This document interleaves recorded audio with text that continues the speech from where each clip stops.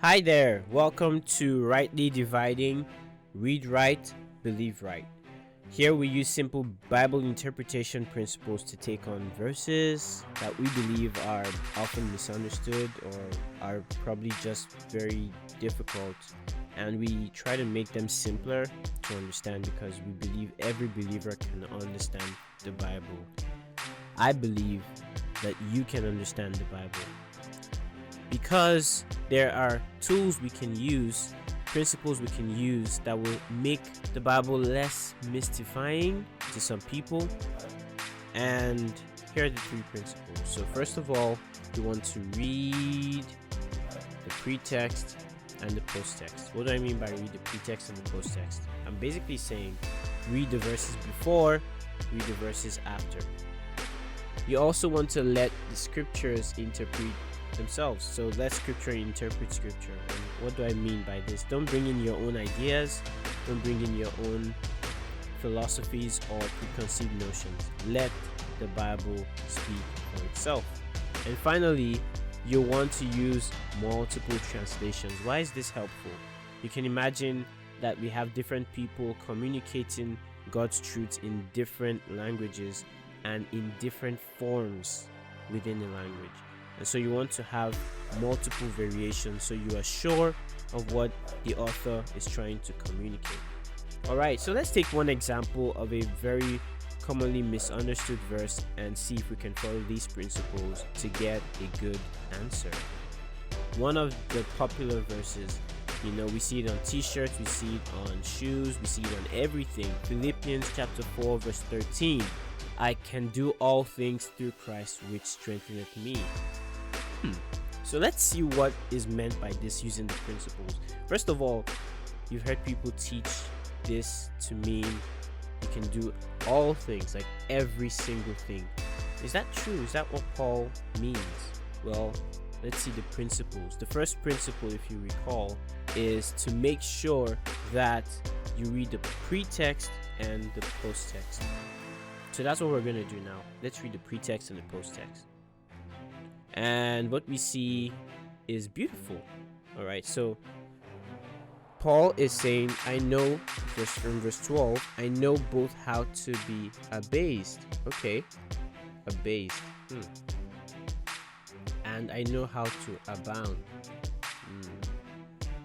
Okay, abased and abound. What's he saying? Let's keep going. Everywhere and in all things I am instructed both to be full, okay, and to be hungry. That's interesting. Abased, abound, be full, be hungry. And he goes ahead with another contrasting set of words. To abound and to suffer need. So we're seeing him play with words here. We're seeing him say opposites. And he's saying, I know both how to do this and do that. And then he goes to verse 13, which is the common verse, where he says, I can do all things. And so if you're a good Bible student, you already know what Paul is saying. But we can't be so sure, right? Let's keep going. He says, I can do all things through Christ, which strengtheneth me. So God gives me strength. To do what? To do all things. What are all things? You step backwards to verse 12 and you see those all things. How to be abased, how to abound, how to be full, how to be hungry. So he's saying, I can handle any situation because of Christ's strength. I hope it's beginning to look clear to you, but if you're still struggling with the idea, let's go on and see what verse 14 says. He says, notwithstanding, ye have well done, that ye did communicate with my affliction.